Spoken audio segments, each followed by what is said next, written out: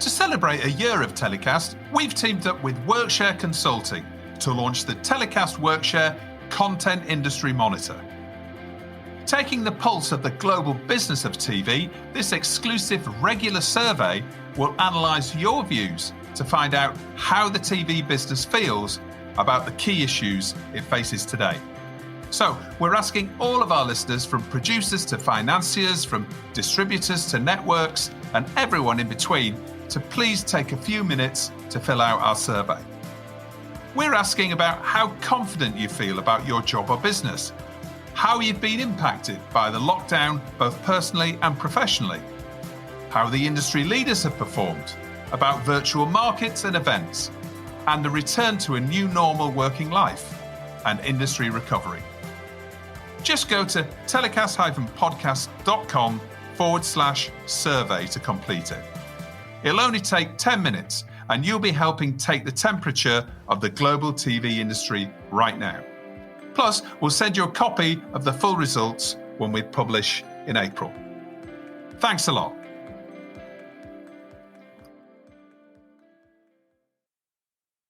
TellyCast, the TV industry news review. The raw and revealing new film Caroline Flack, Her Life and Death, the Oscar-nominated My Octopus Teacher, Sir David Attenborough's latest hit series, and what the UKTV comedy team are looking for right now.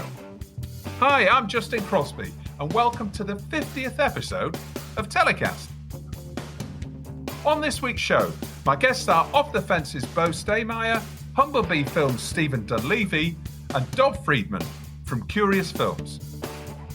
Plus, UKTV's Pete Thornton is in Commissioner's Corner. It's all coming up on this week's TellyCast. My first guests on this week's show are Off the Fence's CEO Bo Stehmeier and Humblebee Films founder and managing director Stephen Dunleavy. Welcome to the show, guys. Thank you. Hello.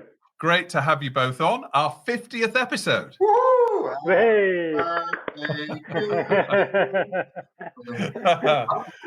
Great to have you on this special commemorative episode. Stephen, coming to you first. Humblebee Films. Tell us a little bit about Humblebee Films. We're 10 years old, so this is your 50th edition. We're celebrating 10 years now, and we're based in Bristol, and we primarily make natural history films, like many indies in Bristol, of course. And I founded it, just myself and our head of production, Lisa Waters, on the basis of a single film 10 years ago, A Natural World, about the Komodo dragon and the discovery of venom in the Komodo dragon, which was a very exciting discovery at the time. And that dipped our toe into the indie world, and we've kind of gone from there, really. And in the last few years, have been expanding quite rapidly, which is great news for us and for the company and for all those who work for us. We pride ourselves on trying to do natural history. You know, we do blue chip natural history, but we're not the sort of company that will pitch necessarily straightforward habitat-based ideas. We try and do cross-genre. We try and look at things in a different way. So we try and introduce science or history into what we do. And we try and offer, I suppose, a slightly different perspective on the natural world in that way. But now, we're very excited that we have a new creative director, Stephen McQuillan, who is leading us into new territories. As we hit our 10th year, we're looking at other areas of the factual world, really, and he brings with him great experience in that space. So it's a very exciting time for us. Yeah, and you've recently had fantastic success with Attenborough's Life in Colour, of course, which recently played out on BBC One in the UK. It's currently on iPlayer and coming to Netflix around the world as well. I take it you've been working with national treasure, in fact, global treasure, Sir David Attenborough, for a few years now. Yes. I first met David when I was at the BBC Natural History Unit, and I was there for about 15 years, and I worked on a series called Life in the Undergrowth with him. But I left soon after. I wanted to freelance initially and then set up my own indie. But we got on really well, and I've always enjoyed work with him, and I think he's always enjoyed working with me. So we've maintained a working relationship, as an independent production company. And I think it's because we offer this different avenue for him to look at the natural world slightly different to some of the mainstream broadcasters.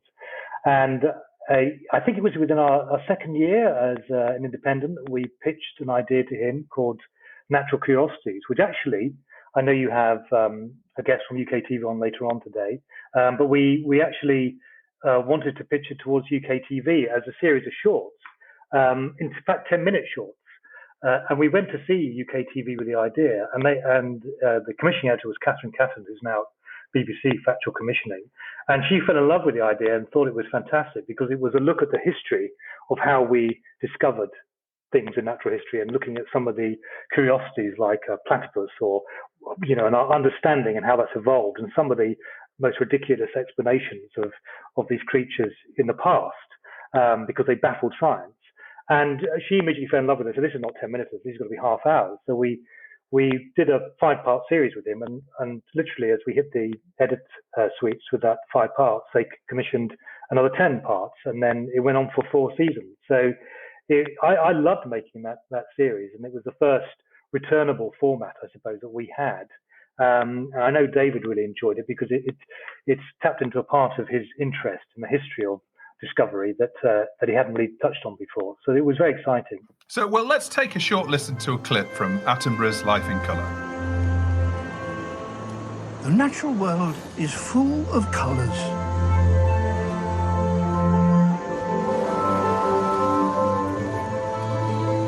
Colours that attract attention,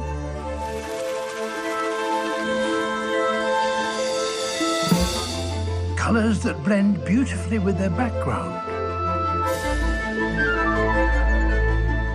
and colours that create extraordinary displays.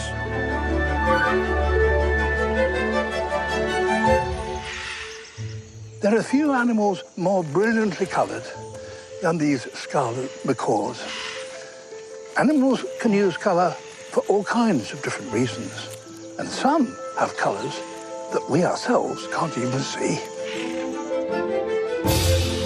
But with new cameras, some developed especially for this series, we can reveal a world that has long been hidden from our eyes. We'll include an iPlayer link to the show in the episode description so you can all take a look at these wonderful films. And obviously, the medium of radio or podcasts doesn't show the colour and the whole concept. Tell us a little bit about the technology that you've developed, Stephen, to bring this to life. So when we spoke about Life in Colour with David Attenborough, I knew that he tried to make a series about this in the 50s, I think, as a series producer rather than on-screen talent. And of course, in those days, they were filming in black and white. And he was very excited by the idea of, at last, and more than 60 years later, of actually tackling this subject, which is, again, taking a slightly different look at the natural world or trying to approach it from a way we always, we see colourful animals on our screens all the time, but they don't often really go into the detail of how their colour works for them. It's often a side issue to the main stories.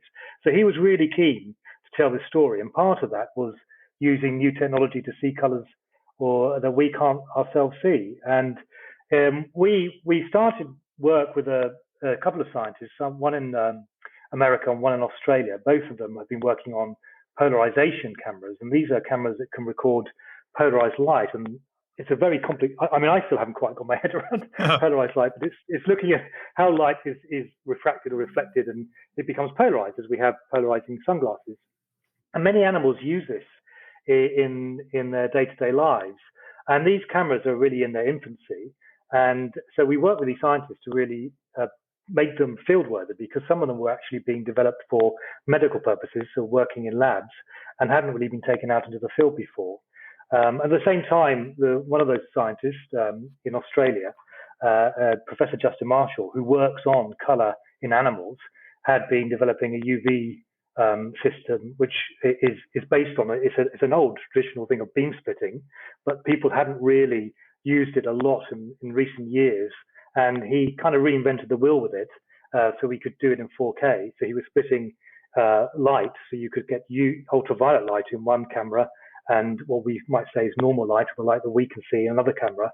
It allowed us to see both how we see the world and how other animals like insects or birds or fish see ultraviolet light in their world. So that was a big part and a real draw for David as part of the series. And this is the first time this has been done, isn't it? Definitely polarization. I mean, UV was touched on in Life of Birds many years ago, and that was in its infancy. But polarization cameras are very new, and I think the mantis shrimp was one of the subjects that we cover, and polarization also in fiddler crabs.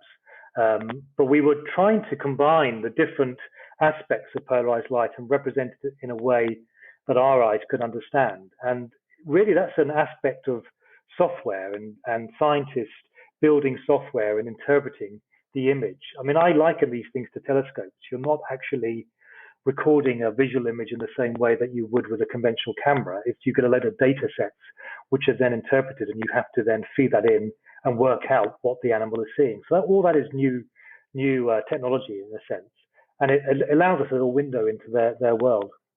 No, fascinating stuff. Is real sort of intersection of entertainment and science. Really, really fascinating stuff. Bo, how are you doing? Welcome to TellyCast. We've been trying to get you on the show for months now. You're finally here. Oh, playing hard to get always raises the value. So here we go. I like that scarcity. The concept of scarcity. I like that. You're back off the fence now in Amsterdam. I've been now away. I mean, I wasn't off the fence for about 10 years, and then I left. And on one glorious day, I got the phone call from the new mother company, the new mothership, saying, "Do you want to come back? Do you want to come back home?" And it was a beautiful phone call, and here I am. Have you got unfinished business? Having worked in a sort of multi-genre distribution company, and sort of the streamers rolling in, and everything was being disrupted.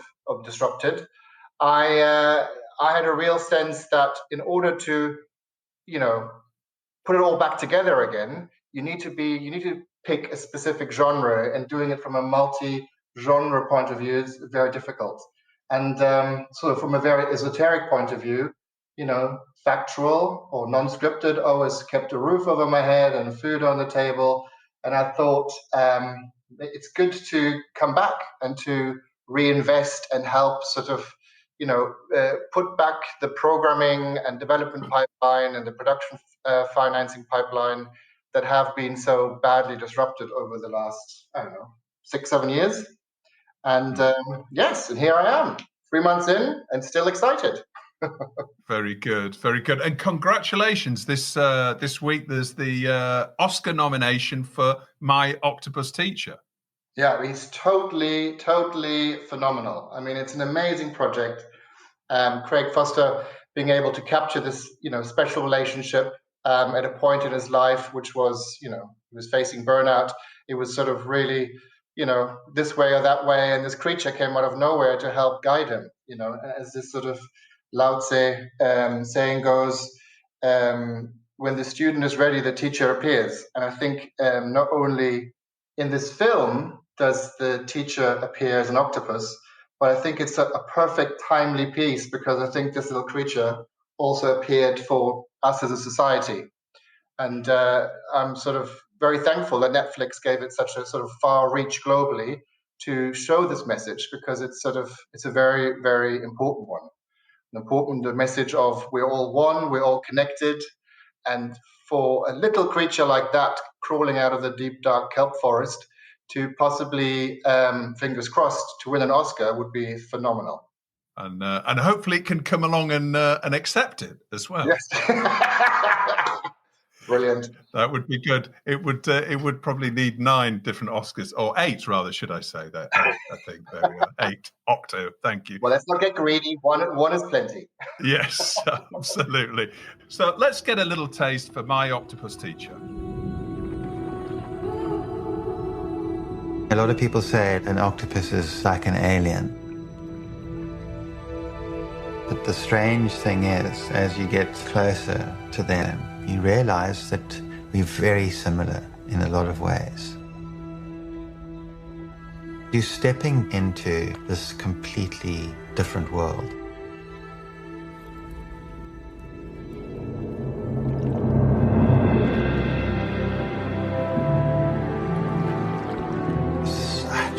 incredible feeling. And you feel you're on the brink of something extraordinary.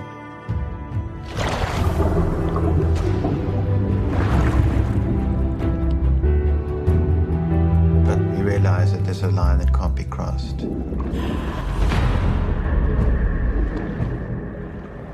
So, Bo, you've also published not one, but 2 new books recently. Tell us about those. So, between my 2 jobs, I had a bit of time, and one of my sort of secret passions, fetishes, is coaching, and I've been coaching for the last 15 years. And I've just seen more and more people around me in the corporate environment, especially, white, middle class, from a global point of view, fairly affluent, just being really miserable and unhappy. So during this time between the jobs, I decided to use it productively, and sort of did a bit of soul searching and decided to live with a Nordic shaman in Lapland for 3 weeks. And ta-da! 2 weeks later, here I am, and that's all I've got to say. Right. Wow, I didn't know that. I knew you'd written books, but I didn't really? You went to live with a Nordic shaman? Yes. Did a bit of soul searching. What's the meaning of life anyway? And yes, and I survived to tell the tale. Fantastic. Well, congratulations on that. We can include a link to your books, can't we, Bo, in the episode description to send people to have a look at them. Okay. That would be great. Great. So natural history TV production is arguably making the biggest impact on changing attitudes of populations around the world, more than governments in many cases. Perversely, it can also be one of the most expensive in terms of carbon emissions and actually creating these shows because, the huge budgets, big undertakings. Do you think there should be more responsibility? And do you think it's going to happen that more people involved in the business of making natural history shows are going to make more of an effort to reduce emissions? And in fact, after COVID, do you think that is just a logical development? Stephen? Yes, I think even before COVID, we were already, on Life in Colour, we were already tapping into local crews where we could. We kind of decided where we really needed to send good camera operators from the UK and directors out to locations if we thought that they needed to be there. But we thought actually, particularly in India, for example, we were tapping into local crews for filming quite a lot. So we were doing an element of that. And I think COVID has obviously accelerated that, and it's become a big talking point. And I think that's going to continue, even if we get back to some kind of sense of normality. I don't know whether we really ever will 100%, but I think it's important that we all recognize that is going to be a trend. And, there are great filmmakers all around the world, aren't there? I mean, you look at the lovely film Craig has made, and Pippa and James. I mean, it's just that's a fantastic film. That's largely been filmed, it's all been filmed in South Africa and done there, and it's fantastic. So I don't think in the past, we've always had this kind of attitude of we have to send everybody everywhere. And I think we think twice about that now, which is very important. Yeah. And Bo, as a distributor, as well as a production business, are you seeing more broadcaster and streamer demand for natural history? Things seem to have ramped up in this whole space over the last, year, 18 months. Is that right? Yeah, totally. There's a real demand for natural history at the moment. But as with many things in life, it's like a heartbeat, right? There is a demand and it goes away. And I think COVID has definitely got something to do with the recent demands and people being stuck at home. And you don't need to sell a natural history program. The minute your screen goes onto a natural history scene, you are just immediately sort of in awe and smitten by it. And it gives people this sort of need for escapism and being outdoors. And it plays to the hands immediately. And to Stephen's point, off the fence, been working with local crews for a long, long time because, natural history is expensive, but there are many different ways of producing it. And working with local crews was always an aspect that we did, not only for cost effectiveness, but also for speed at times. And I do see similarities having come out of scripted now with natural history, because it is a very specific trade and not everybody can produce natural history. So there is a bit of a grabbing of talent, on-air talent, but also production talent. And especially around Bristol, there's a hot demand for, people who know what they're doing in sort of on ground, but also in post. And from a distribution point of view, there is a very clear divide in the TV market for the, I would say, sort of 50 plus audiences, which are very much still on linear. And we're seeing a pickup on sort of people relicensing content. The beauty about natural history has got a fairly long shelf life.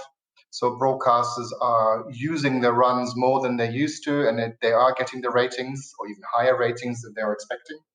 But there's another side, because Off the Fence also partially owns the Waterbear network, which we are seeing a real spike in interest in the audience between 25 to 35, so the younger audiences.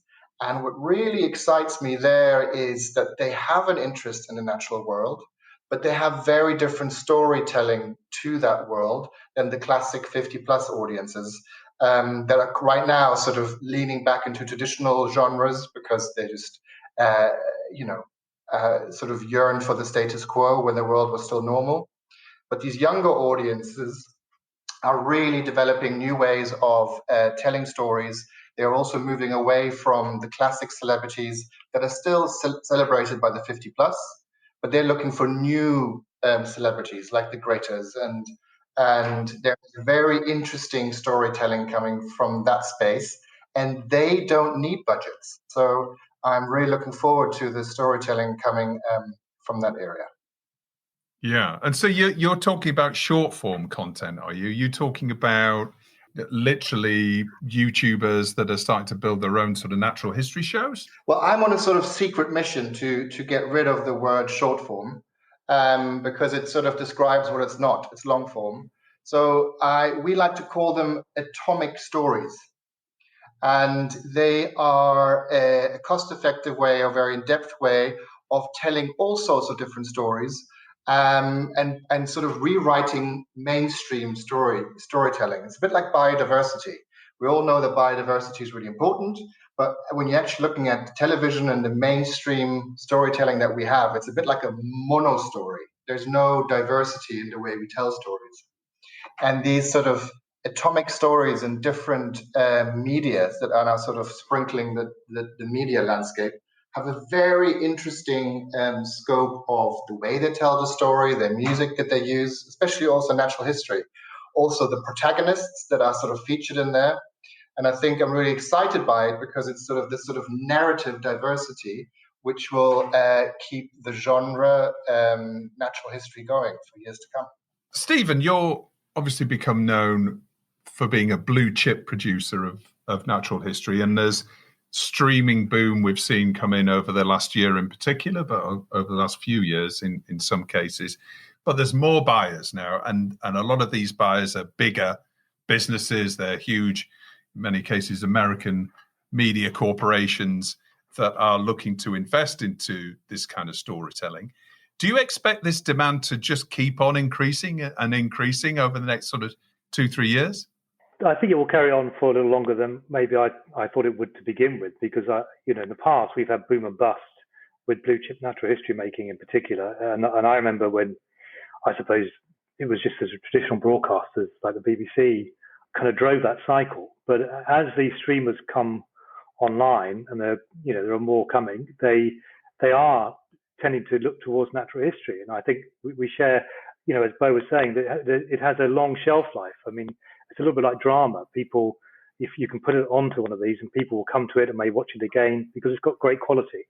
So I think what is I think extending it is the fact that there are more streamers coming online and thinking, okay, why don't we try and tap into natural history? Now, whether or not 3 or 4 years down the line there'll be a shift in their way of thinking about that, or they might in some way join forces, or somebody will buy somebody else out. That may well happen. But at the moment, I think it's going to be there for a little while longer. And I think it is really the fact that people really across, Bo was talking about the different aspects of different ages, and I think that the good thing about natural history, in whatever form you look at it, is that people really, really engage with it across the whole spectrum. It's kind of we are such a polarized society these days. But natural history, everybody can have a love of natural history, and I think people of all ages. So I think there's going to be a real fascination for that. So whatever form it takes, whether Blue Chip carries on in its conventional form or whether it shifts into a different way of storytelling, I think there's always going to be a demand for natural history filmmaking. Yeah. Is technology, obviously we're talking about the cutting edge of, like we said, science and television and the intersection of those in terms of utilizing technology to tell these new stories. Is that just going to get more and more intense? The search for new technological ways of telling stories of the natural world? I think technology has been important for natural history, and it often pushes boundaries. But it's the storytelling that's crucial, and I think that's and having a multitude of voices is important. And I think if you can come up with, My Octopus Teacher is a great example. It's a wonderful story that combines, this kind of almost mental health of somebody and what they've been through as an individual human being with this wonderful contact with the natural world. And I think that kind of multitude of voices is more important sometimes than the technology. I think the technology often drives interest from buyers in reinventing the wheel in terms of how do you explore this aspect of natural history again. Well, we have new technology. We can go into nighttime in a different way. It does help that. But I think ultimately you have to have a really good story to tell. And I think natural history does. And I think we do. And it's really encouraging to hear with what's happening with Bo talking about Water Bear and the different voices that are coming through young people. And I think the great thing about young people is in the past, when I was making films, I had, in order to make a short film or even a small film that I could show to somebody, I had to get film. I had to get it developed. I had to get a camera, and it was very expensive. Whereas now we have cameras where you can go out and experiment, or even on phones. And even my kids, the things they create on their phones are extraordinary, and they're not afraid to experiment. And that is the great starting point, is the experimentation, because the technology today allows them to do that in a way that we couldn't years ago, because the technology for making films was owned by companies, and you had to buy very expensive stock of them or cameras. It's so much more universal now, which is great. Technology is often also driven by tech, by the tech companies who want to sell hardware. And that's why we had sort of the 3D thing, and now we had 4K, and people are talking about 8K, and it's sort of, it's always going to be a pressure within our industry. But what I find fascinating to see is, besides technology pushing the envelope, what the hardest thing right now is to get good access, because the best stories or the most unique stories that we really want to put on screen, these people quite often don't want to have the media on site, because the distrust for the medium that we're in is so high that actually letting us into these vulnerable spaces or these secret spaces. And it's a bit like when you look at scripted and the price points for IP and book rights ballooning. I can see that sort of getting access to the best stories is getting more and more difficult. It doesn't matter how many development execs you have on your payroll. It's what your name as an organization is, and how you champion a specific subgenre, let's say within natural history, where people really trust you and let you in. I think that's very true. And I think there was it's access to great stories and scientists or individuals who are working in the natural world. It's also access to places around the world. What we found after the initial wave of last year, and everybody was locked down, and we had a period of one of our productions was on furlough, is that we realized that as productions were slowly getting back to filming, people were trying to sort of almost buy up access to certain places around the world. And it became very competitive, because if you think, well, that's that place we can go and film, it's safe, or they want to film with us, but they're offering money. And, and I think those places, people working in those places recognize that as well. There's a real value to that. And they want to work with people they can trust. So I agree. I think that's a very important factor going forward with natural history filmmaking in particular. And now it's time in the show where my guests get to choose their TV industry story of the week that's interested them over the past 7 days. Bo, what's your story of the week? Well, before we go to the specific, I think that there's an overall pattern that I would like, about 18 months ago, maybe 24 months ago, when we looked at the press releases going around. I mean, they were riddled with sort of aggressive M&A, mergers and acquisition, who's going to buy who, and then, who's going to land the next talent deal with Netflix. And it was sort of like the battles of the gods, and sort of the average TV world wasn't very reflected. And, pouring through the press releases of the last week, I was really sort of, I felt excited and sort of that the old industry that we know was more present in the news feeds. There was much more talk about content and what's going where and why. There was also a lot of where I always say that a lot of people on air get celebrated, but I think the true talents can also be behind the camera, and you see a lot of key executives shuffling around, finding new homes, and where they go tells a very interesting story where the next green shoots are going to be appearing. And I think it's just a fascinating view of where it's all heading. But to my point earlier, the one story, and without constantly going back to natural history, but what I found really exciting to see is a piece on YouTube Originals, interested and willing to explore into natural history, which has always been like this draconian 50+ genre, and for these sort of new players to explore the natural world with the many different styles of storytelling that they already home now, and bringing this genre to their stables, I think will be a really exciting opportunity to freshen up natural history, and also within natural history also science, and some of these genres which are sometimes deemed to be too academic and dusty, and that just got me a bit excited. And that's the story that YouTube's Luke Hyams is really looking for natural history projects. Yes. And I think it's for me, that story is the tip of the iceberg. I think within that story, there's a much bigger, searching for how do we tell the stories of the world, and putting those two together is just it's a beautiful fusion.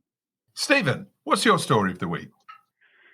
Well, my story of the week goes back to the BAFTA announcement, which I think is about 5 or 6 days ago now, which had a large number of female directors in the shortlist for the first time, I think, ever, particularly after the year before where there were none. And I think the Oscar announcement too has shown an increased number of female directors and female talent represented. And I thought that was a really positive story because, particularly in the last week, it's been a very tough story, hasn't it, really, in terms of what's been happening in the UK, and how, women feel threatened, and what's going on in the general story here. I thought that was a really positive step, and in the right direction, and I hope that sort of, it's one of those stories that you see and you think can just pass by very quickly, but I hope people really pick up and run with that, because I think this idea of representation, not like diversity in its broadest form, is still a very important thing, I think, particularly in natural history filmmaking. Natural history, certainly in the UK, evolved out of a very middle-class, white, often very wealthy background, and very male usually. So it's lovely to see, if we can, there's more representation generally in terms of diversity, but also of women, actually being involved in that. But so I thought the BAFTA announcement was very encouraging. Yeah. Okay. Absolutely. And we'll include a link to that story again, and Bo's link as well in the episode description. And now it's that time of the show where my guests get to nominate their hero of the week and who or what they're telling to get in the bin. Bo, who's your hero of the week? I've got two heroes. One has a heartbeat, the other one less of a heartbeat. All right. I think we all should sort of talk about Jacinda Ardern, the Prime Minister of New Zealand, more constantly, all the time. I think she is a blueprint of a leader that we need to have more in the world. And whenever I hear what she does and what she's doing, and also, leading a nation through emotions and vulnerability, I'm in awe every time I hear about her. That's the first one.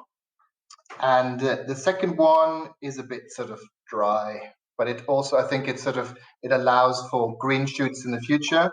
And that is the new rules of engagement that streamers have to adhere to as part of the European Union and the European quotas. And that, a year and a half ago, those were just sort of rumbles in the jungle, and now they're really happening. And I think that will do wonders to the production and distribution community of Europe. Absolutely. Interesting. Stephen, who's your hero of the week? My hero of the week, because I know that you've had many people have, Piers Morgan has been yes. the person people have hated on your show. My hero of the week is actually Alex Beresford, who actually stood up to Piers on the famous walkout scene of the last week. And Alex Beresford is actually from Bristol. Originally a weather presenter, and I thought it was quite brave of him to actually stand up in such a way and actually cause Piers Morgan to walk off set and ultimately walk away from GMB. Yeah. So it's a very specific thing, but I just thought, well, good on you, because you could be intimidated very much by someone like Piers Morgan, and I thought that was a really good turning point. So I admire him tremendously. Yeah. Hopefully that will spark another side of his career. Who knows? Well, probably, yes. Good luck to him. Yeah, well, there's a lot of people were talking about him, obviously, last week. Stephen, who or what are you telling to get in the bin? Well, this is I hate to say this because it's a scripted genre thing, but I really want to see fewer and fewer scripted crime dramas that have women or children being killed. And I found during lockdown that, we're always trying to find things on the streamer platforms or on the BBC, and I really struggle to watch The Serpent. The Serpent is it's been one of the big hits on the BBC, and everybody kept telling me to watch it. And I did watch it with my partner. We watched it all the way through eventually, but it took about 4 attempts because it was another example of another crime drama that involved. It wasn't just women, I must admit, in The Serpent, but it was primarily. And I just find that incredibly disturbing. And I think we have to think very carefully about the entertainment industry, about should we be commissioning these sorts of programs, really. It's not to say it was a brilliantly made series, and I watched it to the end, and the last two were incredibly great bit of storytelling. And but I do find that there's increasingly a lot of this kind of crime drama which taps into that kind of attacks on women or children. When you've got kids yourself, you kind of steer away from those things. And I find those a really hard watch. I know some people enjoy them, but I just would prefer to see fewer of those, really. Yeah. You raise a really interesting point, actually, in terms of the changes that we've gone through in society, particularly over the last 12 or 18 months or so, and how they're represented when it comes to scripted storytelling. So, no, fascinating point. Bo, how about you? What's going in your bin? I really struggled with this one. And I was sort of like combing through my day-to-day, and I wasn't quite sure what I want to throw in the bin until I kind of went a bit big picture, and then there I found it. I would like to put spelling into the bin. Spelling? Spelling. I am dyslexic, so I have, I don't like spelling anyway. But I think this again is a bit esoteric, but if we as a society really want to change and move away and think up of new ways, and my children are going through school and, they're dyslexic too. And I just look at the spelling rules and kind of go, if we really want to reinvent and do something, and, why don't we just throw spelling away? And let's just sort of reinvent from the micro, and how much fun we would have if we all could sort of spell our own way. Yeah. That's completely chaotic, Bo. But I love. I think that's a very interesting idea. Anarchy. Yeah, I love the idea. That's good. Well, certainly. And punctuation is part of spelling. Okay. Yeah. Okay. All right. Well, certainly spell check. Spell check will definitely go in the bin. That's for sure. The number of emails that I get sent, and I probably send as well, that have got nonsensical words in them. But who judges that? Who judges is nonsensical? Maybe they're beautiful in their own right. That's right. A new art form. I like this. We could. I agree. I think that pedants about grammar, punctuation, it sometimes stifles creativity, doesn't it? So let's just be free. Yeah. Be gone. All right. Be gone. Exactly. Be gone. All right. Well, everybody can look at all the spelling that goes into the episode description and see how many mistakes I'm making this week. Bo, Stephen, thank you so much for coming on TellyCast on the 50th episode of TellyCast. So it's been great to have you on the show, and hopefully we'll see you in person very soon in Amsterdam or in Bristol, or maybe even in London, maybe even in Cannes, maybe somewhere else. But it's great to speak to you. Thank you so much, Justin. Thank you, Justin. One of the week's most talked about TV shows was last night's, that's Wednesday, 17th of March's, broadcast of Caroline Flack, Her Life and Death on Channel 4 in the UK. Caroline Flack was one of Britain's most popular TV presenters, a host of Love Island, X Factor, and winner of Strictly Come Dancing, and it's just over a year since she tragically took her own life. Joining me is Dov Freedman, executive producer of the film, who runs Curious Films with Charlie Russell. Thanks for coming on the show, Dov. It's a pleasure. How are you, Justin? I'm very well, thank you. Very well. This film that you've made is an incredibly personal and intimate look at Caroline Flack's life. Tell us how you came to make it. We actually met Caroline earlier last year, and we were talking to her about doing a film for Channel 4 that was going to be taking a look essentially about what she was going through with her court case coming up. And we met and we had a chat. She felt like making a documentary would be really helpful for her. I think she felt she wasn't being heard, her voice wasn't being heard in all the controversy surrounding her, being caught in the media spotlight. And yeah, Channel 4 were on board, we were on board, and I think everyone felt positive about making a film together. But sadly, that project never happened, and we ended up making something quite different. Yeah, absolutely. Now, the film switches between the last few days of Caroline's life and takes a look back at some of the pivotal moments of her life with really touching home videos of Caroline and her twin sister, Jodie. That must have been an incredibly sensitive process to work through with the family. Yeah, I mean, how it essentially came about is both Charlie and I were quite struck by what happened with Caroline, and more than anything, we wanted to pay our respects to her mum Christine and her sister Jodie.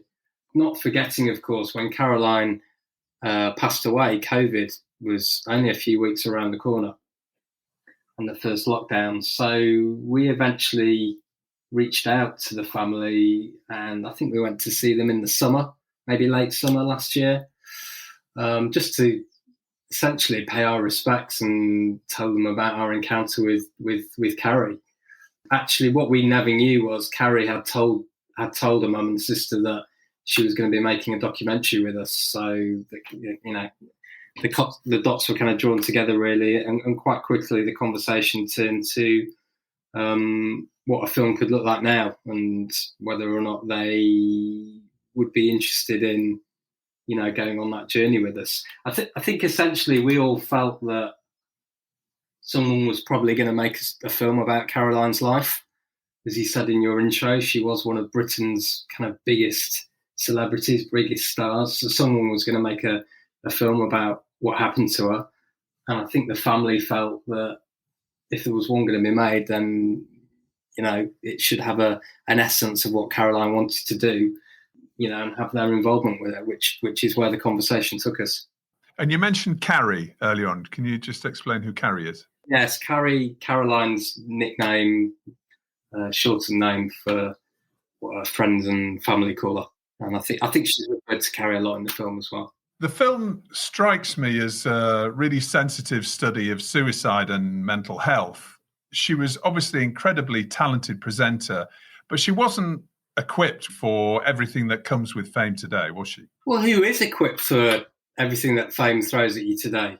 I mean, the stories that she told us in that meeting that, we couldn't end up putting in the film, but I think some of the treatment that goes with being a celebrity today is really, really challenging. And, I think the film argues that potentially it's even harder for women.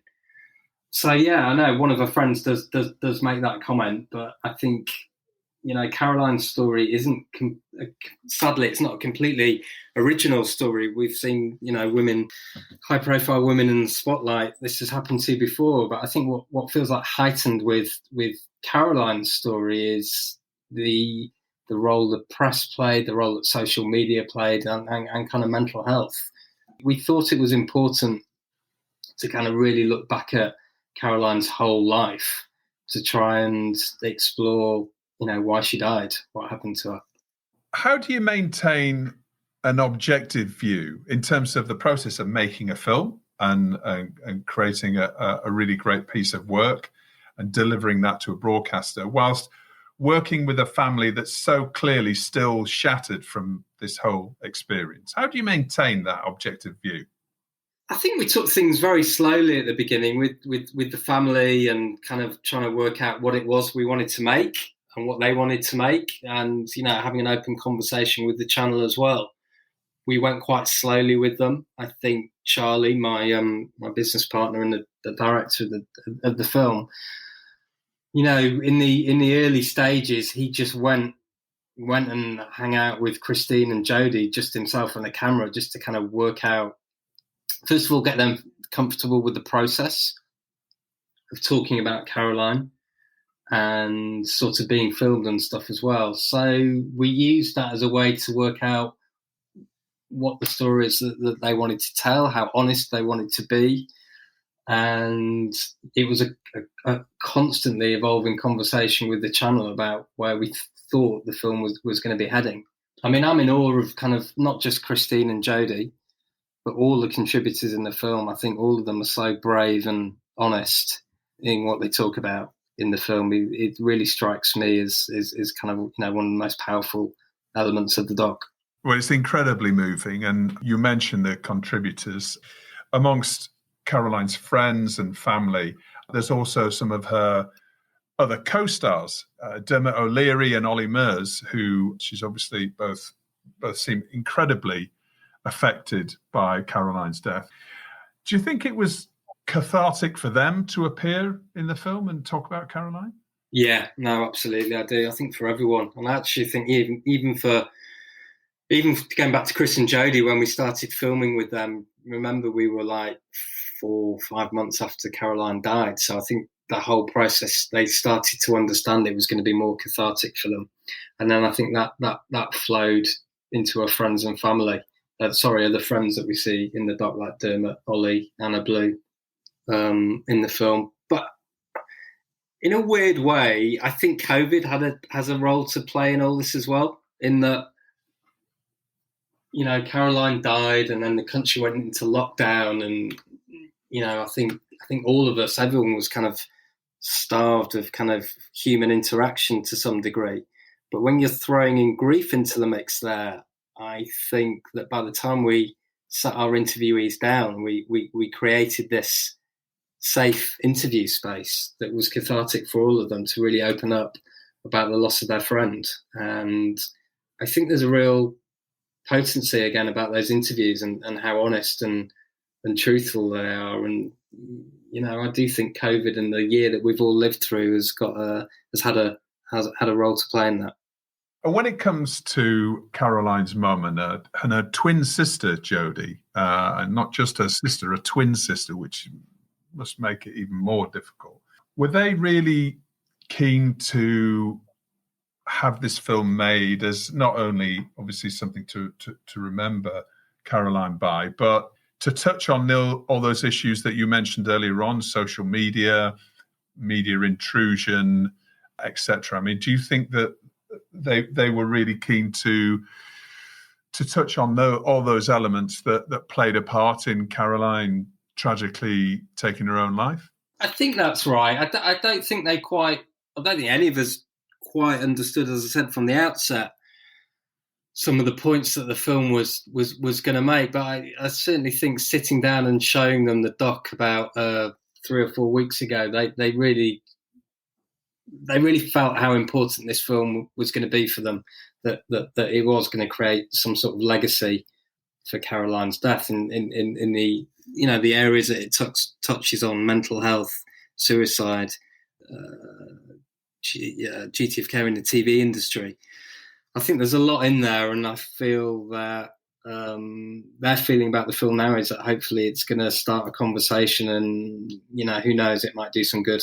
As you say, it's incredibly timely in the context of Meghan Markle's revelations last week on her mental health issues and coping with pressure, and also the impact that abusive social media comments can have on some people. We've seen some vile abuse targeted at footballers recently.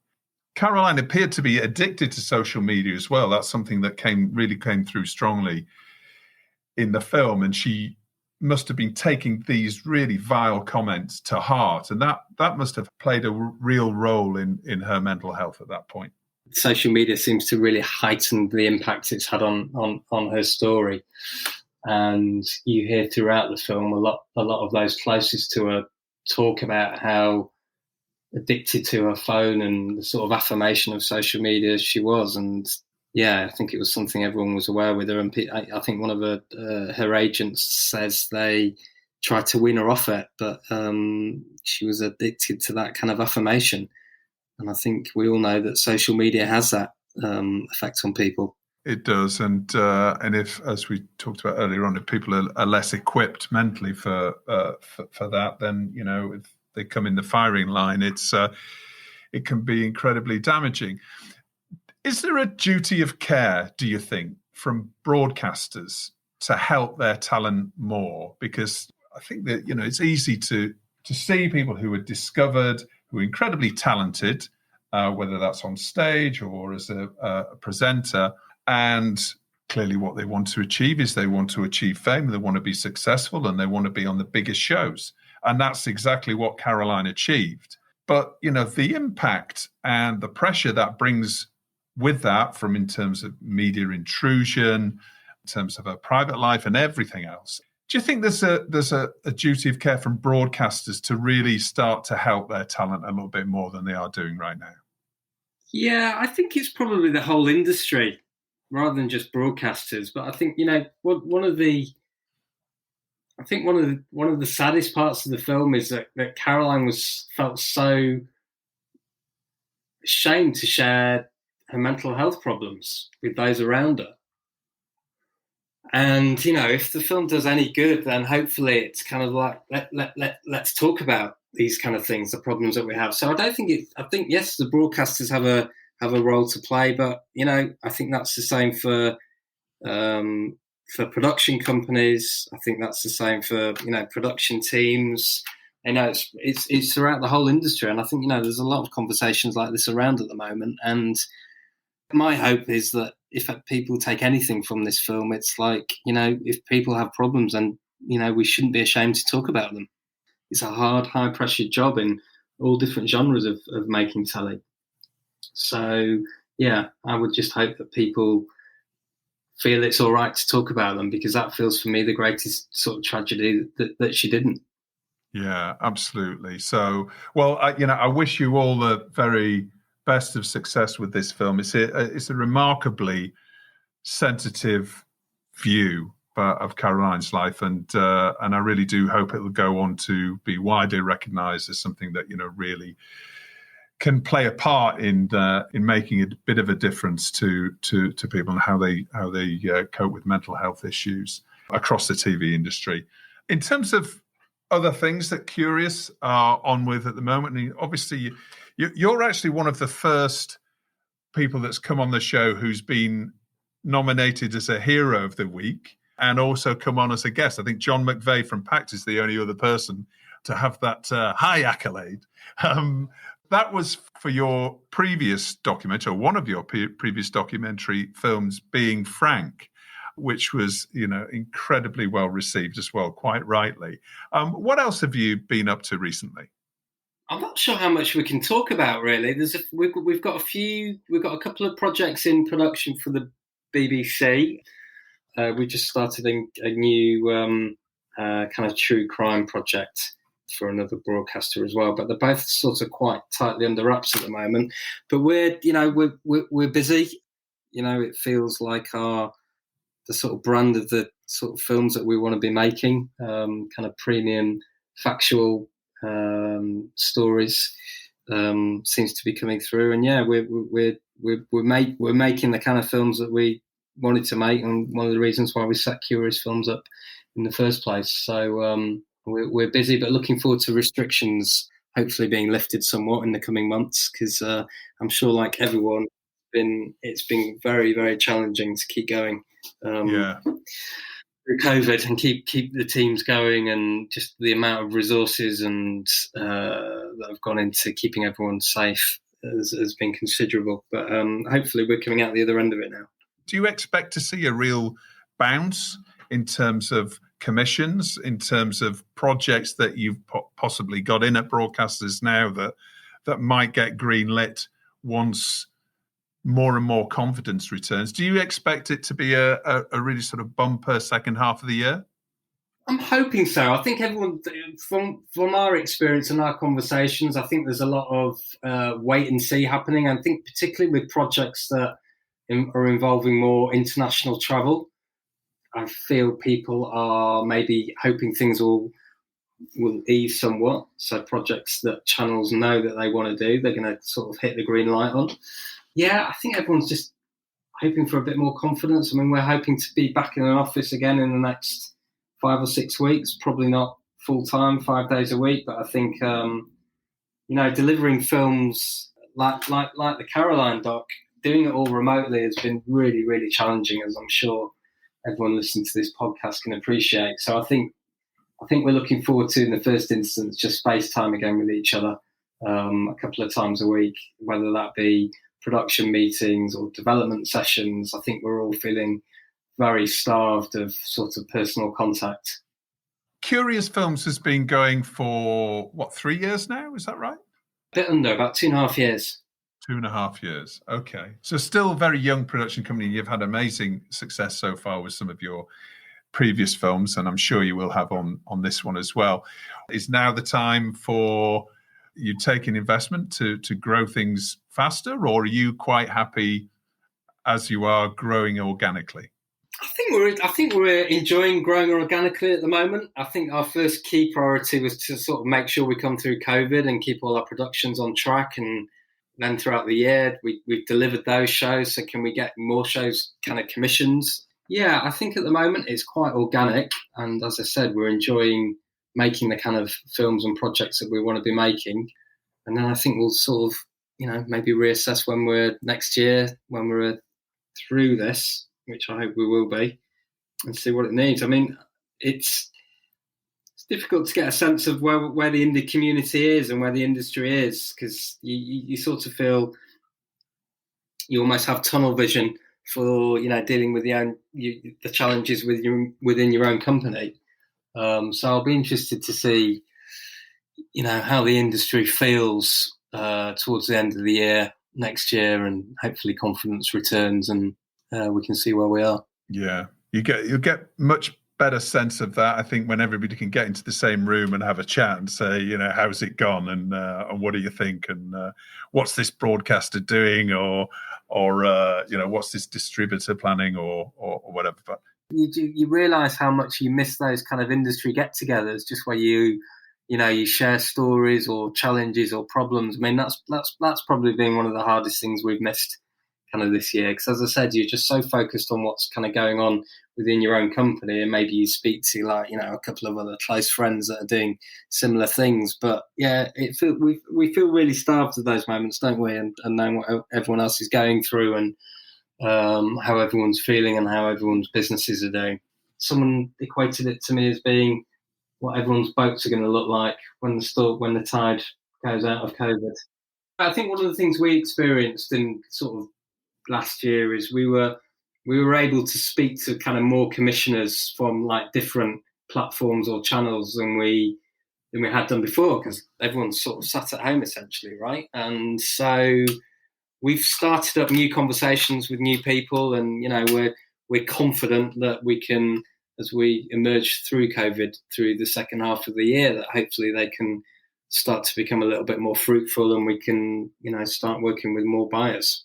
Well, I'm sure you will, Dov. Thank you so much for coming on the show this week, and best of luck with Caroline Flack, Her Life and Death, which is now available on All 4 on Catch Up. Please watch the film. It's a really, really important film, I think. So thanks again for coming on the show, Dov, and we'll see you very soon in the spring sometime. Maybe some football. My pleasure. That would be great. Thanks for having me. And now it's time for Commissioner's Corner, our regular series of chats with commissioning executives of networks and streamers. And this week, I'm delighted to welcome Pete Thornton, Head of Scripted at UKTV. Hi, Pete. Welcome to TellyCast. Hi, Justin. Thanks very much for having me. Great to have you on the show. Now, we had Helen Nightingale on a few weeks ago to talk about unscripted commissioning, and I'm still looking for a female trawler crew for the idea that I pitched to Helen. You're on the scripted side. Can you tell us a bit more about your role at UKTV and your team and the drama audience and the comedy audience that you serve? Yes, absolutely. I should, just before I start, I'm surprised you don't know the trawler show has already been commissioned. Apparently you're no longer in the loop. Really? Is that right? Well, it wouldn't surprise me. Yeah, I've not with Helen Nightingale, I'm afraid. That's a sad story, isn't it? No, I really enjoyed that chat, and she was very impressed. I hope I can be as informative and as useful as she was. So I look after all scripted content on UKTV. And so that is, as you say, it's drama and it's comedy, and across 3 channels, really. The comedy shows are split between Gold and Dave, and the drama shows are commissioned onto Alibi.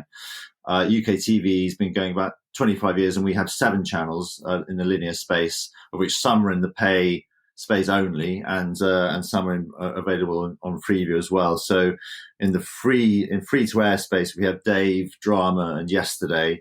And then in the pay space, we've got Gold, Alibi, W, and Eden. And then we also have our UKTV Play, AVOD catch-up service.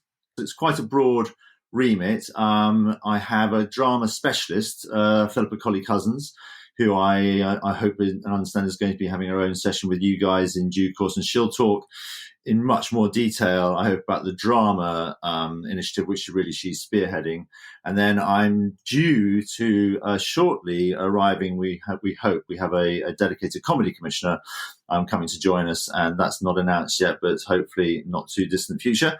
So at the moment, I'm still looking after the comedy team on my own. I also have a script reader, and Philip has a script reader, and there's various other people within the comedy commissioning team, within the commissioning team, who help me out in terms of just reading scripts and processing a lot of the content which we get in. There's a huge amount of scripts, as you can imagine, being submitted. So we have a submissions at UKTV website, email address rather, submissions at UKTV website, which is monitored by a colleague of mine, and so she's part of our reading team as well. To give us an idea of the amount of original content that you commission across comedy and drama per year, can you give us an idea of what amount of content we're talking about? It varies, and happily, from my point of view, the amount is going up, which is great. It's great to be in a growth position. On the drama side, at the moment, we have about 5 series, and we tend to do 6 times 1 hours is the shape of our drama commissions. So Philippa's looking after 5 series at the moment. 2 of those are returners, and 3 are newbies. So that's an extremely exciting, burgeoning slate that she's managing over there.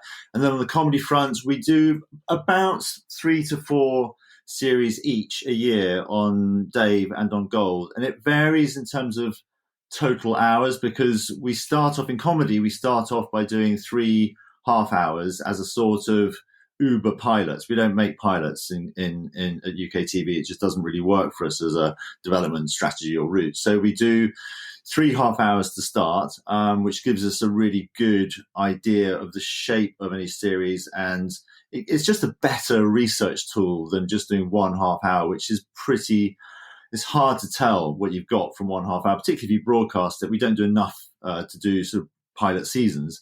So we do these 3.5 hours mini starts, and then if we like the show and it does well for us, we bring those back as full 6-part series. So when we commission onto Dave and Gold, some of those new series will be 3-parters, some returners will be 6-parters, and we also do 90-minute one-offs, which we've had some success with on Gold and on Dave, actually. So there's 3 kind of areas, but it's broadly that's the sort of shape of things. How about shows that are currently working particularly well on UKTV channels? Can you just highlight what sort of dramas and what sort of comedy is, really summing up where you want to be right now, and perhaps some hints to the future about the type of content that you're looking to commission in the coming months and years? I'll let Philippa talk in detail about drama, but she's had 2 shows go out. In early 2019, we had never had our own dedicated drama commission on Alibi. So Traces was our first shot at that target, and that was in December 2019. And that broke all records on Alibi straight out of the box. And she followed that up with We Hunt Together, which was in early 2020, went out then. And both those shows were big hits for the channel, and both are coming back. So they've worked well. And they are both serialized. We have a series in production at the moment, which is more Story of the Week. So that's a new area that she's investigating. And that's starring Nicola Walker. It's called Annika. It's filming at the moment off the coast of Scotland in the North Sea, rather than me.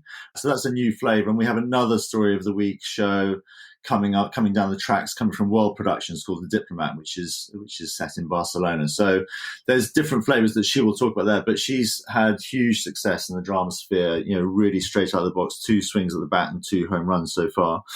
We've been commissioning for longer in comedy. We started commissioning on Gold in scripted comedy. Probably, I think about 7 years ago now was our first show on Gold, called You, Me and Them. So we've been going a little bit longer.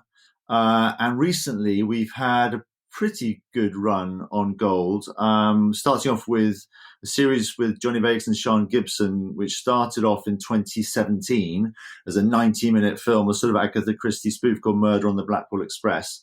That was actually commissioned by Hilary Rosen and Richard Watson before I arrived, so the kudos for that little gem really goes to them rather than me.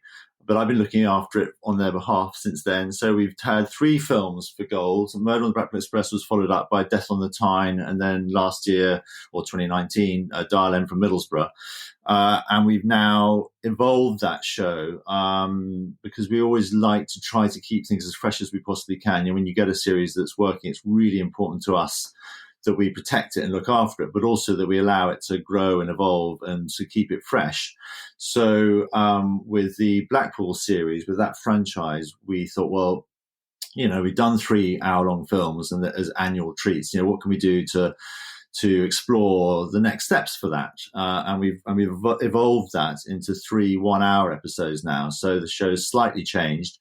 The characters of Terry and Gemma, played by Johnny and Sean, they've now given up their coach tour business finally and become fully fledged, useless private investigators. So there's 3 hours which we made at the end of last year with Shiny Button in the teeth of COVID, and they're going to be ready to go out in the spring, late spring, early summer this year. So that's done. When that came out, the first one, Murder on the Blackpool Express, was the biggest show in Gold's entire history. So that was an incredibly interesting thing for us to discover, because we were kind of at that time, we were worried that the Gold audience weren't really that receptive to new content, because obviously if you go to Gold, you're going to watch the very, very best of scripted comedy that's out there to be bought. So the content we buy after BBC is incredibly high quality, and so when you're trying to commission your own content to compete with that, it's tough. People aren't obviously often looking for new content. So we were really delighted when Blackpool did so well for us. It showed that audience are open to new content on Gold. And we've kind of built on that success with 2 other shows, both half hours, but the Cockfields, that did very well for us. That consolidated up to over 1 million, which is a big, big audience for Gold. So that was a 3-parter. Again, we launched it with 3 parts. Tragically, Bobby Ball, who starred in that show, is no longer with us. So, we're having to look at that and how we react to that sad event. And we had Sandylands launching at a similar time. It actually went out in 2019 as well. And that was a 3x30, again, a sort of Uber pilot. And that did really well for us as well. That was actually went out in 2020, I think, Sandylands. And the episode 1 was the second highest rated show on Gold in 2020. So we've had a fairly decent run, but there's lots more we can do on Gold. That's a real area for focusing on and for not only bringing some of those shows back, hopefully, but also for new content. And then on Dave, Red Dwarf is a really interesting show for us on Dave. It's not perhaps what you would necessarily expect to see, but we've been looking after that show for a number of years now. We've made 3 series, most of those before I arrived. But we, again, thinking about keeping things fresh, we made series 11 and 12, both 6x30s of that series just before I arrived. And they did well, but we did really well. But we noticed a little bit of audience fatigue towards the end of series 12 when we sat down with Doug Naylor, who a brilliant writer and director of that series, and talked to him about, again, what do we do with Red Dwarf, a show that's been going for decades? How can we keep that show fresh? And so we suggested to him that he might like to think about writing a 90-minute made-for-TV movie of Red Dwarf. So see that show in a format that it's never been seen in before. And he reacted incredibly well to that and came up with a brilliant script. And the cast really loved the idea as well, and enabled Doug to play in a slightly different area tonally, to play with to make a show that was a little bit less about just set up gag, although it's still an audience sitcom, but be able to play a little bit more with the characterization and to write some scenes that actually delved slightly deeper into those characters that we've known and loved for so many years, to actually find out some more about their relationships. So, and that paid dividends. So Red Dwarf, the product of that was Red Dwarf: The Promised Land as a 90-minute Easter special, which went out last Easter, and again was the highest rated Red Dwarf that we've made for the last 5 years. So that did well. That rated over 2 million, which is, obviously the audiences on Dave are going to be bigger than Gold because Dave's in the free space. So the audience is generally going to be higher. And then the other show we make on Dave, which we love and works well, is Sliced, which again, we made a 3-parter to start, and we've made 6 parts now, and they're going to be ready to show in the near future, in the next couple of months, I hope. So again, they shot that series in the teeth of COVID in December and January. So that's come back. So it's a smaller audience than Red Dwarf, but it's a really, really valuable audience for us because the show skews young, 16 to 34, over indexes on and ABC One. So there's 2 sort of strategies for Dave, reasons why we might commission a show for Dave. Either it's going to be a reputational play that brings in what we accept to be a smaller audience, perhaps, but a very valuable audience in terms of age group, or it's going to be a big blockbuster like Red Dwarf, where you just pull in a huge audience and it doesn't really matter. It's spread across a much wider demo. The other big show that I should mention on Dave is Meet the Richardsons, which is a semi-scripted show, and that, when it launched again to over 1 million consolidated, was the biggest new show on Dave for the last 5 years. That's not, sadly, actually my show, so I'm not going to say too much about it. It belongs to Ian Coyle, my esteemed colleague who developed and brought it in, so he looks after that. But it's semi-scripted, so it's in that sort of space where I tried to take some credit for it, even though I shouldn't really. Okay. Well, you mentioned a few productions there that you've got through despite COVID, and there's one you mentioned that there's currently going on the in the North Sea somewhere. Presumably, you've had a whole load of development backed up due to the pandemic. Presumably, there's been a lot of scripted projects that you've been sitting on, thinking, okay, we can't go into production right now. Things are so uncertain. We just can't do it safely. Are we going to see a whole load of projects that you've been developing over the last 12 months suddenly spring into production over the spring and into the summer? Yes, I think we took a very clear policy at UKTV that we would try to stand back up all the shows that we safely could stand back up, as soon as we could. So we put, like everybody, we had to pause things around about this time last year. God, it seems like a decade ago, doesn't it? But yeah, everything was put on hold. But we made a pledge that we weren't just going to drop things, that nothing was going to get cancelled if we could possibly avoid it, and that as soon as we could, we'd get back into business. And that's gradually what we've been doing. It's harder for different genres. It's very different challenge putting on a scripted show where you've got perhaps 60 people in a crew who you've all got to keep safe and have all got to be fit and healthy. And bringing those people together at the start of every day and then letting them go back home again every evening, that's a very different challenge to perhaps a documentary or a factory entertainment show where you've got a much smaller crew and a much smaller cast. So it's been really on a bespoke one-by-one basis. And whilst it doesn't mean, unfortunately, we've now got double the slots. We've carried everything over, but we haven't suddenly got all the money we need to keep making all the shows we wanted to make last year, and then a batch of new ones this year. We just don't have the bandwidth to make that sort of level of content. But everything we've committed to is coming good. Some shows are still kind of waiting in the wings whilst COVID hopefully finally dies away. But you're going to see a big there's going to be an explosion of content making. We're already seeing it. Trying to get freelance crews now for shoots this year is increasingly difficult already because everybody is just desperate to get shows that have been simmering back on the boil. So we're already finding that finding really good people is tricky. So and that's causing some inflation. So it's been a real challenge on several fronts. Not only the extra cost of making sure that we shoot things absolutely safely, where people's health is obviously our top priority. That costs money, and that's one of those things that we've had to take on board. But also just then finding people now who are free because everyone's in demand, and that's even before you've got your SVOD giants coming on board, parking their tanks on our lawn and nicking all our crews. So yeah. And presumably studio space as well is obviously in really high demand right now. Absolutely. And I think that goes across, for our comedy entertainment shows, that's been very difficult. And of course, those shows are hard to make because, getting an audience in doesn't work, hasn't been possible, isn't safe. So, and a lot of those comedy entertainment shows really, they need an audience. You can shoot them without, but those performers, they kind of feed off the live buzz that you get. So I think now, again, a lot of those shows have been paused. So all those shows are coming back online. So trying to get studio space is really hard. For me, in scripted comedy, those sound stages, they're incredibly booked up. It's a tricky business. Since ITV shut their studios and obviously with Television Centre being, redeveloped, we've lost a lot of space there. And so shooting an audience show is tough now. You've got to really get in early and get your space nailed down. Because of this backlog, does that mean there'll be less new commissioning from UKTV, particularly when it comes to comedy?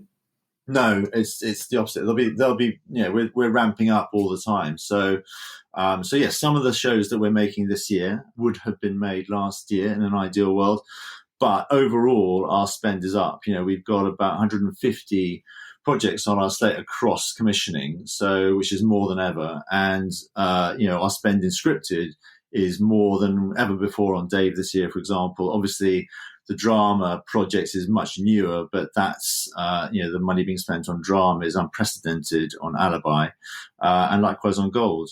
So we're lucky enough to be able to report growth, and that's incredibly exciting for me, as part of a team for a linear broadcaster. To be working for a relatively traditional broadcaster that's actually experiencing growth is really exciting and feels quite different, actually, I suspect, to many other linear broadcasters. Well, maybe and hopefully we'll see even more demand coming on and money coming through the system, actually, because we had Ian Whitaker on last week, media analyst, and he was talking about this explosion in TV advertising that's about to be unleashed over the next 2-3 months. And there's some extraordinary forecasts for ITV, for example, in ad spend going up about 75% into May. So hopefully that's also going to benefit you as commercial channels, and hopefully that will lead to even more commissioning. Yeah, absolutely. I mean, we're slightly we were semi-protected because not all of our revenue comes from advertising. Of course, we have subscription revenue as well. So last year, actually, ironically, because so many other big events such as the Olympics and the Euros got cancelled and more people were at home watching more TV, we had a really stellar year in terms of our performance. So we had a much bigger slice of the pie than we thought we would. But of course, the actual ad revenue coming in was greatly reduced. So we still didn't exactly have a fantastic time in terms of the bank balance. But it was really great to see our share going up at least. So it's fascinating. It feels to me very much like the world's like a coiled spring. It feels like everyone is kind of just waiting patiently for these last few weeks and months to pass before we can finally get back to normal. And I think the summer's going to be really fascinating, just emotionally. I think there'll be a big sort of outpouring of this kind of feeling of release. And I think hopefully that will, also show itself with people getting out and spending a bit of money and, the ad market, recovering and us all feeling a little bit more cheerful about everything. Yeah, let's keep our fingers crossed that those pesky COVID variants are going to stay away, and we can just deal with the main one that we're trying to bat down. In terms of budgets, on the scripted side, obviously co-productions are going to be much more important. But let's just talk about from a comedy perspective. Presumably, you're commissioning. You're 100% involved in the projects. You're outright commissioning comedy shows without any other partners. Is that right?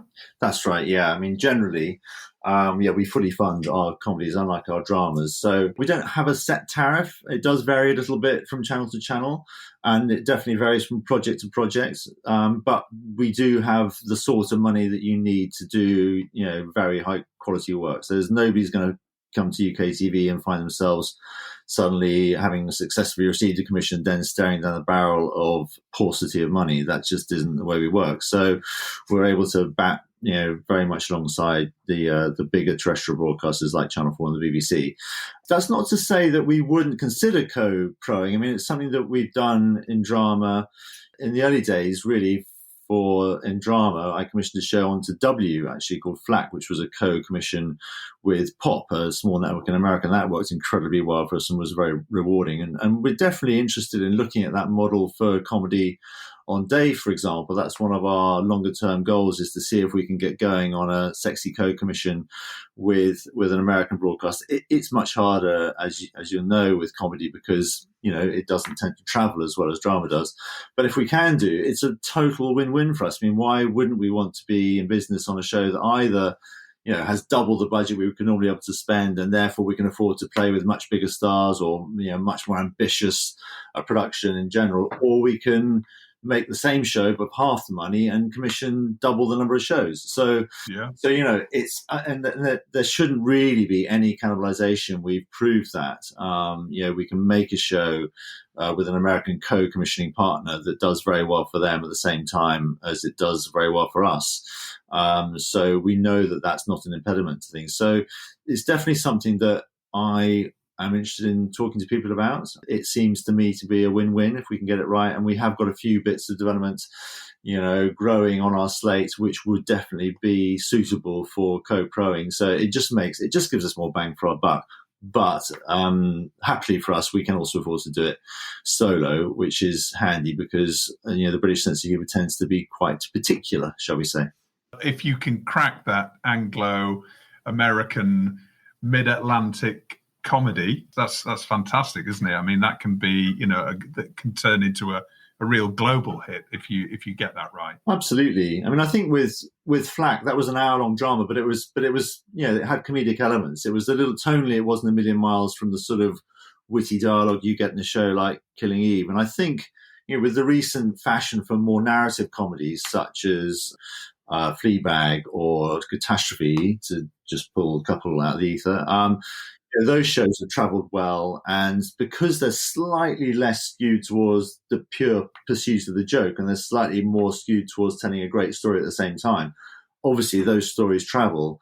The humour is slightly compressed in the mix, and that makes it much easier to form those international alliances. So I suspect that's where we may find our joy in that ambition in the future. So, Pete, I'm going to ask you now what you're looking for specifically in comedy, so the ears of producers will be pricking up to work out what they can pitch to you, and we'll talk about how they pitch to you in a second. But Can you be specific about what you're looking for, what slots you're looking to fill, or what sort of show you're looking to commission for which channels in the comedy space? Absolutely. So if we start off with Gold, so we don't have specific slots. Like I'm not sitting here saying, I need a show, I need a 6-parter for, Q3 2022. We don't commission in that sense. But we always commission into the prime time slots on Gold. So they need to be able to play pre and post Watershed. So generally 9 o'clock or 10 o'clock is where we'll put our new content. But other than that, there's no hard and fast rules. And we are looking for, half-hour comedies and also for one-offs. We're looking to replicate the success we had with the Murder on the Blackpool Express movies. So, there may be an opportunity to do something else in a similar vein for Gold. So starting off with a very familiar touch points, such as a whodunit, and then putting a comedic spin on something like that. So there may be an opportunity to do something that perhaps starts off with something like a heist movie. We're in development on a couple of those sorts of projects for Gold. But I'm also looking for 3x30 half hours that can be built out to 6x30. Whatever we do, it'll always need to be returnable. So whether that's a 90-minute film, if we do that, we're never going to do a film that is just 90 minutes and then that's the end of the story. It would always need to come back every year as an annual treat, or be spin-offable in the same way as we have with Johnny and Sean's show into hour-long episodes. Gold is our sort of most mainstream channel. So back in the day when I started, Gold was probably very close to sort of ITV1, BBC One. We've evolved a little bit in recent years to make it move a little bit more towards sort of BBC Two, Channel 4 in terms of its tone, and we're trying to bring it significantly younger. So some people out there think that Gold is just a channel for people in their 60s and 70s to watch in their retirement, in their dotage, which it definitely isn't. The target audience for Gold is people in their 40s and 50s. So we're looking for shows that really over-index on that demo, and they will probably be multi-generational. So we need multiple entry points to bring in as wide an audience as possible. So if you look at a show like The Cockfields, for example, that is a family sitcom, family comedy, but seen crucially through the eyes of a couple of late 30s, early 40s central protagonists. So yes, a lot of the heavy lifting is done by the older generation in that show. But crucially, it's a family comedy that's seen from the viewpoint of the kids rather than their parents. So that's a really important shift for Gold. So producers should think about shows. Don't always think about shows about people who are in their retirement or who are dying off. We're probably not going to commission shows about that sort of end of life kind of jollity. But we are looking for shows that feel quite young for Gold. And probably language can't be too strong, but the language can be real. So, we'll definitely commission shows where people speak as they normally speak. And so we're allowed a certain amount of realistic, strong language in that, but we can't have too much effing and jeffing on Gold. And we can't have, drug abuse and hard hitting storylines, or we can't have things that are too edgy. Those sort of shows should definitely be directed more towards Dave. So I don't want Gold to feel like a sort of soft target. It's a really exciting opportunity for me because personally, my tastes lie in the sort of, Channel 4, BBC 2 frame a little bit more than BBC 1, ITV1. I love all those channels, but I find it easier to work in those slightly, when you're trying not to be too broad. And that's the direction we're moving in for Gold. The Cockfields was a huge hit for coming a bit younger. Sandylands, was again, the star of that show is 27. So, to be having a show built around a 27-year-old on Gold perhaps shines quite a strong light on where we're going with that channel. But we're looking for actually some touch points that and I don't want to be too prescriptive, but some touch points that would apply across both Dave and Gold. We look for shows that are highly relatable. We look for shows that are highly original. We look for some cultural relevance, and we look for emotional buy-in, and we look for a strong sense of authorship. So author stories, and that can mean writer-performers, doesn't have to mean writer-performers.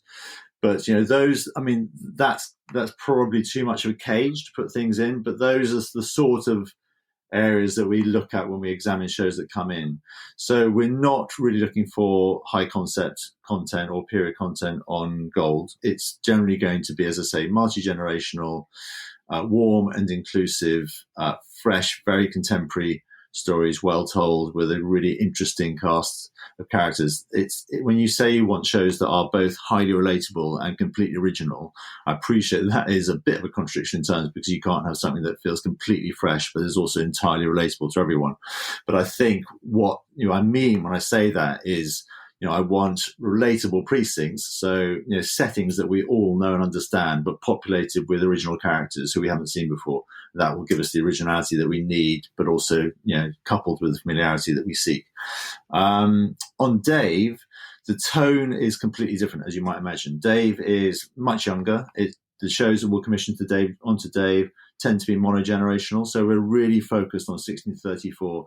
And really, sort of late 20s, early 30s is the sweet spot for Dave. So we're fascinated by stories told by people and for people who are in their late 20s, who are just, starting out on life's journey and finding their own feet. Perhaps they're just, moving out of their parents' house. Perhaps they're just starting on their career, or they're starting on their first serious relationship, or whatever it might be. But the 20s is an incredibly interesting and funny decade, I think. It's the time where you can make as many mistakes as you like. And it doesn't really matter if you come out at the end of your 20s and you haven't really got anything achieved yet, because that's the decade that you're supposed to be just experimenting, exploring, making lots of mistakes, trying lots of new things, and that inherently is a rich ground for comedy. So, and we can be quite risky, and we can be quite edgy on Dave, and we need to be quite noisy, I think, in that space. If you look at a show like Sliced, that's a very simple, again, a highly relatable world. It's just two guys who have got crappy jobs delivering pizzas, who are just trying to get by and make a bit of money and not be persecuted by too many people. And maybe if they get lucky, find a girlfriend.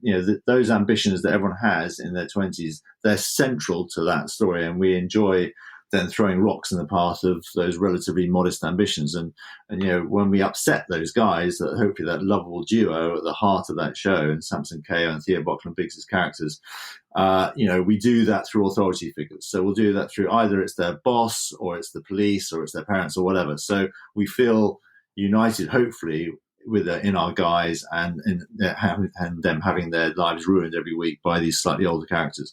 So that's how we tend to do that for Dave. But those same sort of watchwords of relatability, originality, cultural relevance, we won't commission anything that doesn't feel as if it has something to say about modern life. We're really interested in stories that shine a light on what it's like to be growing up in Britain right now.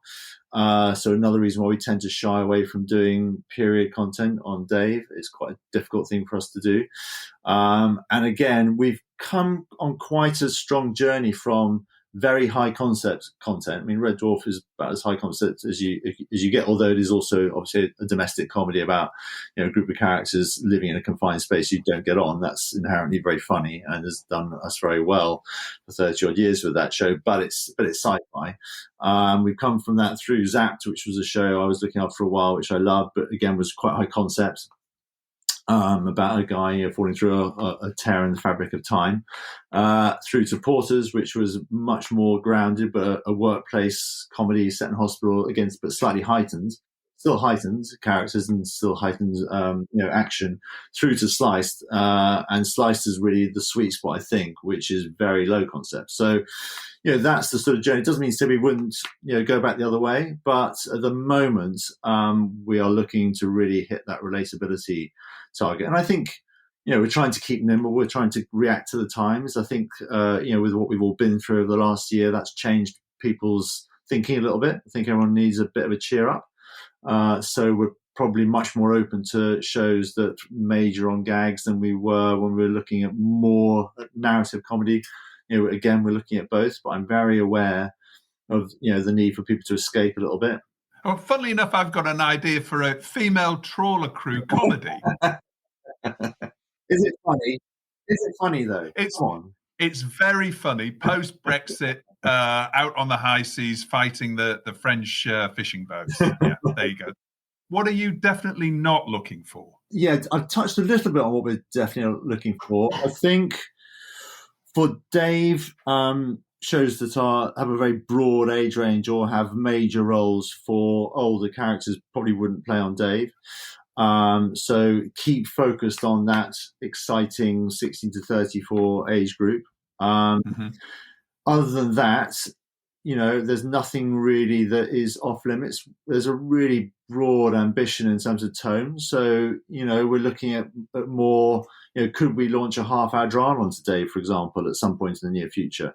That's a discussion that is ongoing. We keep looking at that and mulling that. I'm really interested in those modern dramas that skew young, like Normal People and I May Destroy You, that are in that half-hour format.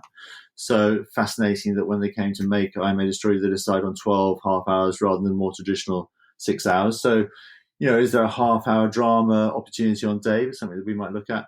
But, so tonally from there through. So there's no real limits there. But I think, what we probably wouldn't do is something that we've got that feels similar to what we had before. Okay, so we wouldn't do something that was set in South London about, a couple of guys in the food delivery business, for example. That's no surprise to anyone.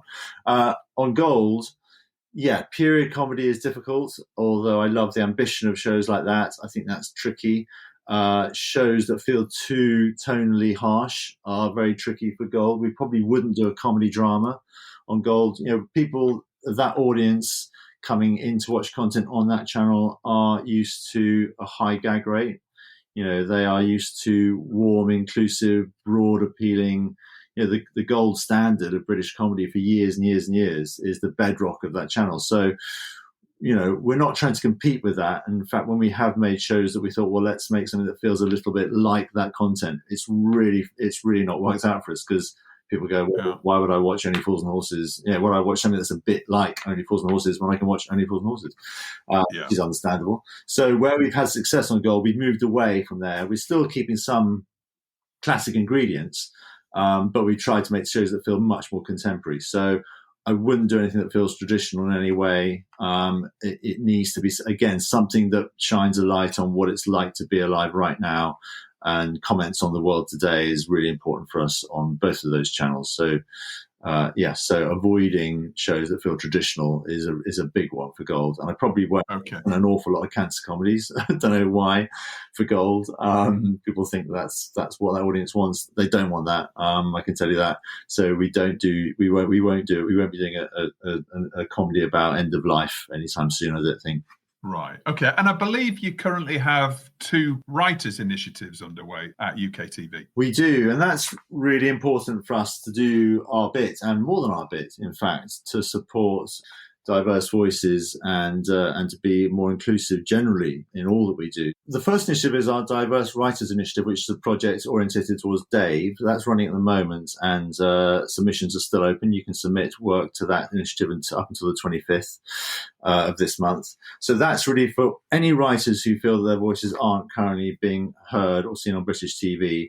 And the commitment there is that we will filter down all these submissions, working with 2 organisations that I respect and admire a lot, Dandy and Triforce. They're going to work with us to get those submissions down to a manageable shortlist, and we will work with them to find 6 finalists. So we'll commission 6 full half-hour scripts from that batch. And the stories can be just whatever the story is that you want to tell. It doesn't have to be funny, doesn't have to be dramatic, can be anywhere in between those 2 things, but just stories that are personal to you, that you would like to get out there.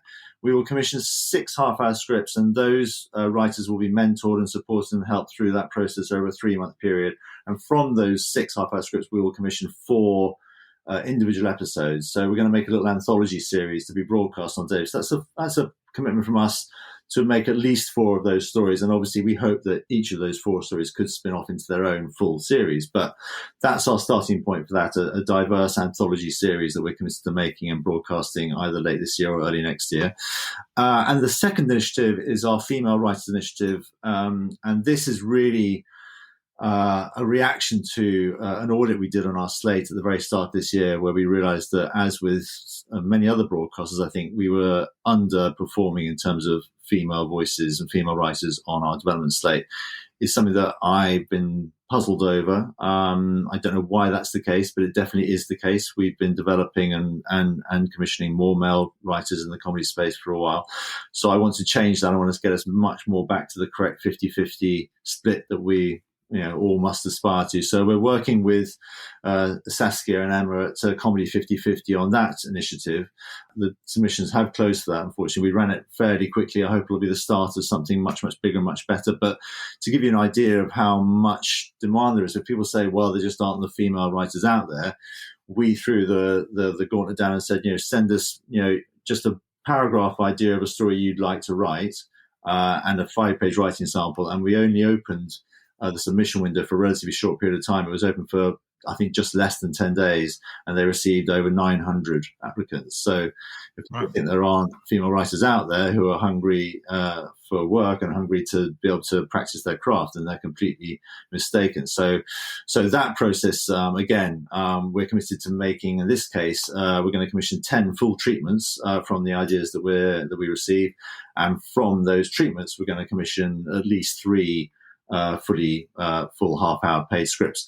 So, and obviously from those scripts, we hope to make some shows and we hope to make some series. So, again, I'd like to return to that. We've got to go through this process once and see, what each of them return. But it's really exciting for us to be working on these initiatives and to be hopefully working with some new people. And if they go well and if they bear fruit, then I'd love to think that we could do them every year and do them bigger and better each time.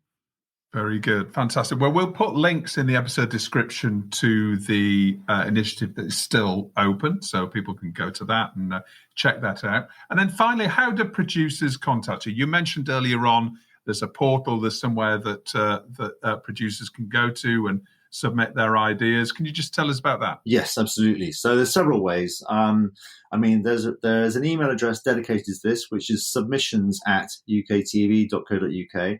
And that is a monitored email. If you send work in there, it will get read. It doesn't go to a junk bin. It does take a bit of time sometimes because we get a lot of submissions, but we take those, I think it's incredibly hard to be a writer, and if you're trying to be a writer, then respect to you, and we want to do the right thing by those people that do send ideas into us. So we do try to read everything as quickly as we possibly can. So that's one avenue that's open. We quite often receive work via an indie or via an agent, and that does help, just to have that backing. So that's a route that I would definitely suggest to writers who are thinking about submitting work to us. If you can get representation, or if you can come to us via an indie, then it really does increase your chances of getting a quick read, significantly. So those 3, an indie, an agent, and just through the submissions email are the 3 main ways to reach us.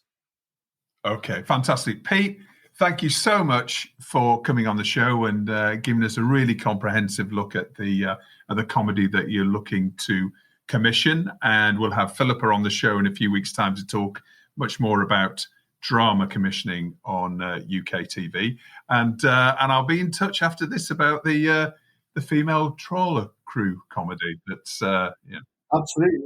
As I say, sorry that that Helen's version of that show has sailed, but obviously the comedy version is still very much up for grabs. So I'll look forward to picking up with you later on. I promise not to stitch you up like Helen did. Very good. And obviously, I'm going to be developing a costume drama as well.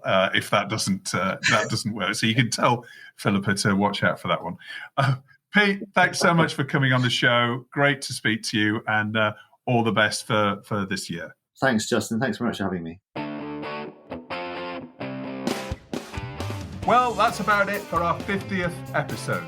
I hope you enjoyed it. Thanks for listening. Don't forget to rate and subscribe to TellyCast and share it with friends and colleagues on social media. And don't forget to sign up for our newsletter called TellyCast Plus.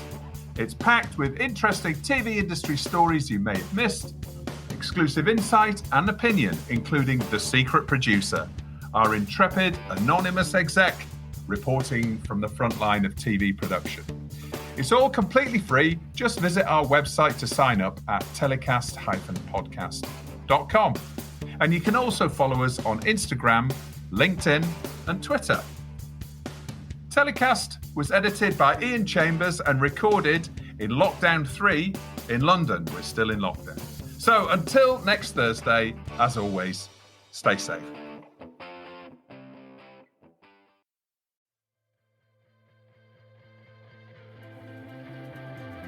To celebrate a year of TellyCast, we've teamed up with Workshare Consulting to launch the TellyCast Workshare Content Industry Monitor. Taking the pulse of the global business of TV, this exclusive regular survey will analyse your views to find out how the TV business feels about the key issues it faces today. So, we're asking all of our listeners, from producers to financiers, from distributors to networks, and everyone in between, to please take a few minutes to fill out our survey.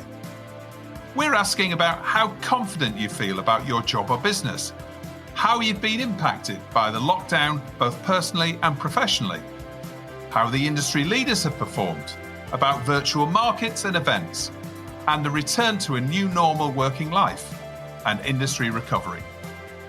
Just go to telecast-podcast.com/survey to complete it. It'll only take 10 minutes and you'll be helping take the temperature of the global TV industry right now. Plus, we'll send you a copy of the full results when we publish in April. Thanks a lot.